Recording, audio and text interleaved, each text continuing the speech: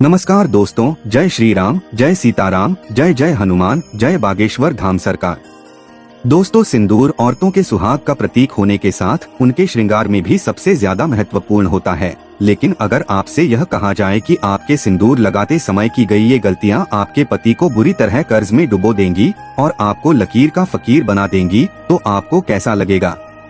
दोस्तों, घबराने की जरूरत नहीं है। ये सब हम आपको डराने के लिए नहीं कह रहे हैं, बल्कि बागेश्वर धाम के गुरु जी ने अपने भक्तों को सिंदूर लगाने के कुछ ऐसे महत्वपूर्ण नियम बताए, जिन्हें जानने के बाद आप अपने पति के लिए किस्मत के दरवाजे खोल सकती हैं और उनकी तरक्की दिन दुगनी रात चौगुनी हो सकती है।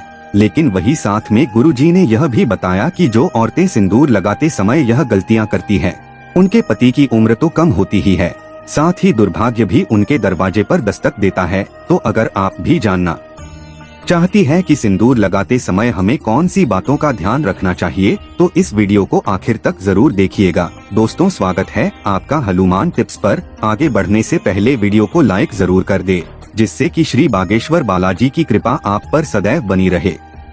चलिए वीडियो में आगे बढ़ते हैं। दोस्तों, एक शादीशुदा स्त्री की पहचान उसका सिंदूर ही होता है और हिंदू धर्म में कहा जाता है कि औरत जितनी लंबी अपनी मांग भरती है, उसके पति की आयु भी उतनी ही लंबी होती है। इसके अलावा सामुद्रिक शास्त्र में जो 16 श्रृंगार बताए गए हैं, उनमें से सबसे महत्वपूर्ण श्रृंगार सिंदूर ही है, जो न केवल एक स्त्री की गरिमा को दिखाता है, बल्कि उसके पति के सौभाग्य को भी बनाए रखता है।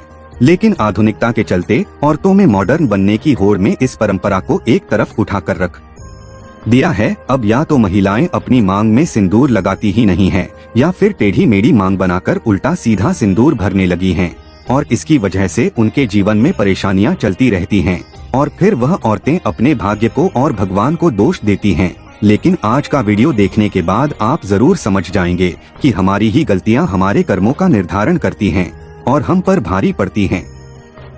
तो गुरु जी कहते हैं कि जो औरतें सिर धोने के तुरंत बाद सिंदूर लगा लेती हैं या फिर गीले बालों में सिंदूर लगाती हैं, तो ऐसे में उनके पति कर्ज में डूबने लगते हैं और उनके काम धंधे भी ठप होने लगते हैं। साथ ही आपको ये भी बता दें कि शास्त्रों के अनुसार गीले बालों में सिंदूर भरने से इसका प्रभाव महिलाओं के मन पर पड़ सकता है और उनके मन में बुरे बुरे विचार आ सकते हैं, और ऐसा करने से पति पत्नी के रिश्ते में लड़ाई झगड़ा और परिवार में क्लेश हो सकता है।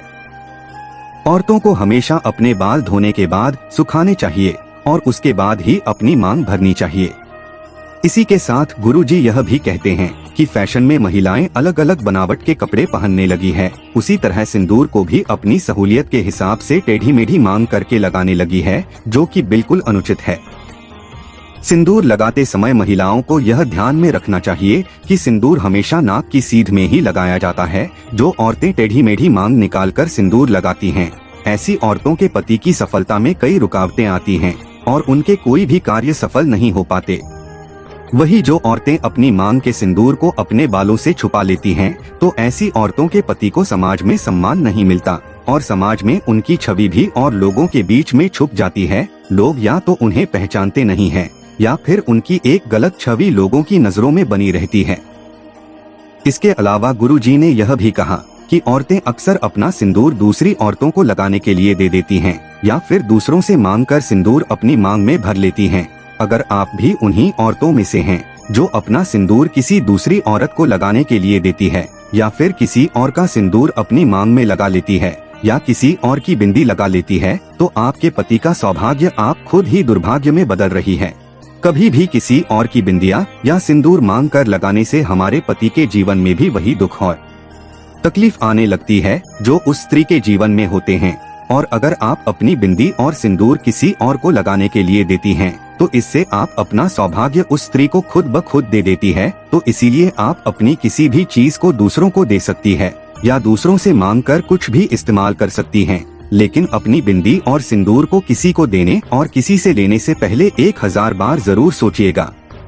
इसी के साथ दोस्तों, गुरुजी ने सिंदूर लगाते समय हमें किन बातों का ध्यान रखना चाहिए यह भी बताया।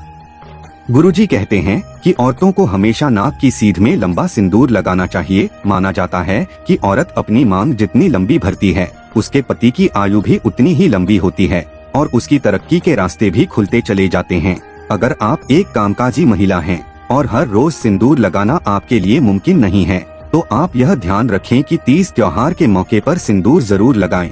और हो सके तो जब भी आप किसी मंदिर या फिर पवित्र स्थान पर जाएं, तो वहां का सिंदूर लेकर अपनी मांग में जरूर भरे। और जिन स्त्रियों की नई शादी हुई है वे अपनी शादी का सिंदूर संभाल कर रखें और उसी सिंदूर में और सिंदूर मिलाकर लगाते रहे और कम से कम 40 दिनों तक ये सिंदूर जरूर लगा कर रखे। इसी के साथ गुरुजी ने यह भी कहा कि तीज त्योहारों के मौके पर करवा चौथ पर अपने पति से सिंदूर लगवाना भी आपके सौभाग्य को बढ़ा सकता है। इसी के साथ महिलाओं को यह ध्यान रखना चाहिए कि सिंदूर लगाते समय अगर सिंदूर उनकी नाक पर गिर जाता है तो उनके पति की आयु बढ़ जाती है। वहीं अगर सिंदूर गलती से जमीन पर गिर जाता है तो इससे महिलाओं के जीवन में जरूर कोई ना कोई संकट आने वाला होता है। तो सिंदूर लगाते समय इन बातों का विशेष ख्याल रखना चाहिए। हमारे हिंदू धर्म में एक कथा प्रचलित है कि वनवास के बाद जब एक बार सीता माता अपनी मांग को सिंदूर से भर रही थी, तब हनुमान जी सीता माता के पास जाकर पूछते हैं कि माता आप यह क्या कर रही हैं? तब सीता माता ने हनुमान जी को बताया कि वह श्री राम की लंबी आयु के लिए अपनी मांग में सिंदूर भर रही है, इससे श्री राम प्रसन्न होते हैं। तब हनुमान जी ने सोचा कि अगर इतना सा सिंदूर लगाने से उनके प्रभु की आयु बढ़ सकती है तो क्यों ना वह अपने पूरे शरीर पर सिंदूर लगा ले। और तभी से हनुमान जी पर सिंदूर चढ़ाने की प्रथा बन गई। तो देखा आपने, अगर सिंदूर में इतनी शक्ति है कि वह भगवान की आयु बढ़ा सकता है तो इंसान की तो बात ही क्या है।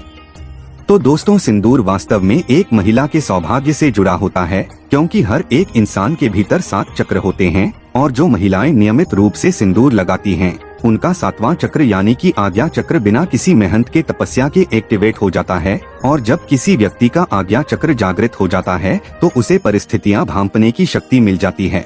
तभी तो महिलाओं को आगे होने वाली घटनाओं का अंदाजा बाकी लोगों से पहले हो जाता है।